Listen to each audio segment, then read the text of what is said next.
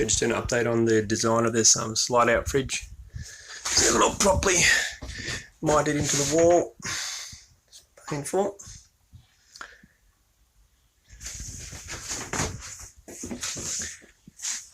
And with this sledge, and I'll just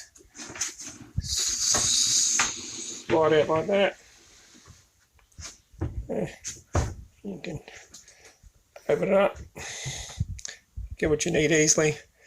It's always hard, the access to these fridges, not taking up too much space, but yeah, that should give you enough space for the cooling around the sides. And obviously you have a door on the front and a countertop.